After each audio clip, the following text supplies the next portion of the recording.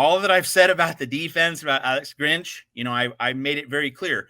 Haven't earned the benefit of the doubt, haven't earned trust, haven't earned that top tier of credibility in college football. But then when you're talking about USC offense, when you're talking about Josh Henson and the great job he did last year, handling a not as deep offensive line, and you have Lincoln Riley, overseeing the offense, all those guys have earned the benefit of the doubt. So, these questions of player rotation, player usage, they take on a very different feel on the offensive side of the ball. And it really seems as though this is job auditioning. Tim Prangley of Trojan Conquest Live and the USC postgame show, with Rick Anaya, Tony Altimore, he called this a scrimmage. I called it a preseason game, that these really are preseason games for USC. Each of these first 3 games before the off week on September 16th. Yeah, these are for roster evaluation, film evaluation. They're auditions for starting spots against Notre Dame, Utah. That's really what these games are about, seeing who's the best. And, so Gixxer Squid, thank you for the super chat. You asked about, why this is being done. And I think it's both. It's both for gauging the prospective lineups for Notre Dame, Utah, Oregon, Washington, and it's getting recruits developed for next year in the Big Ten.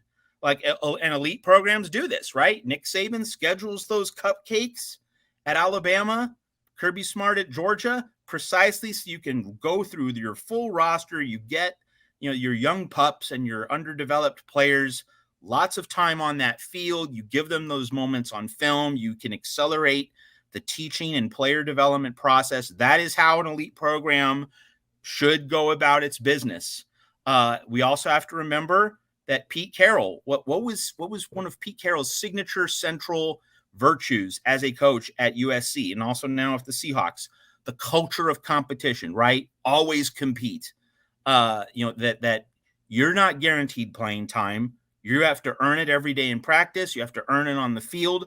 We're going to give you your chance, but you then, when we give you your chance, you have to measure up against your teammates and you have to measure up against your opponents. But the culture of competition, that is a great way to get guys to play hard, to play smart, to play the right way, is that you're not guaranteed the starting spot, but you are guaranteed a chance. Every day is a chance for you to prove yourself.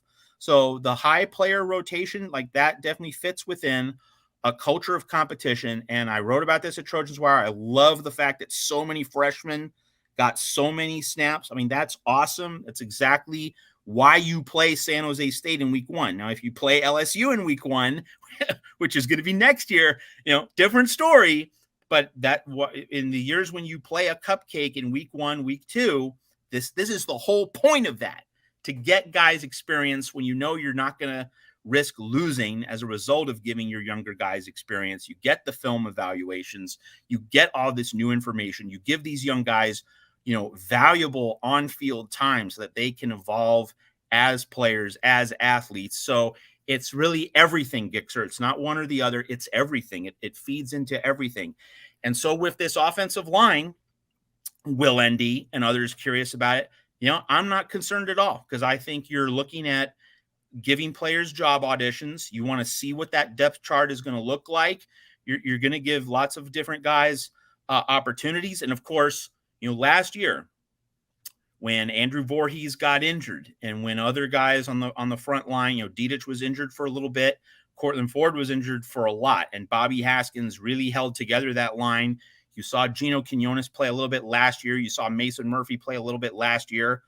Because they're getting lots of snaps early on this season, if you get an injury to your starter, to a Jarrett Kingston or to a Jonah Monheim, right now, getting Mason Murphy, Gino Quinones, Elijah Page, the freshman, and others meaningful snaps, that is going to really come in handy down the line if one of those key offensive line veterans, the upperclassmen, gets injured. So, precisely because USC used at least 4, if not 5 different offensive line rotations, of course you're not going to have the same level of continuity that you would have when you ride with 1 or 2 units for a whole game. And so that it goes back to the point that we made in the offseason and last week.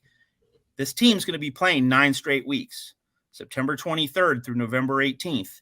So you have to keep guys fresh. And so while on the defensive side of the ball, I think it's a little bit more about defining roles, Gixer. That on defense, it's about putting guys in the right spots. That is what Alex Grinch has to get right in consultation with Sean Nua, Brian Odom, Dante Williams, the other defensive position coaches. But on the offense, with Josh Henson and Lincoln Riley, I think it's a little bit more about the depth chart. It's more about figuring out who's a 1, who's a 2, and how we order and sequence starting and backup roles, so that we get the best players alongside Caleb Williams, and we don't have to arrive at that decision now.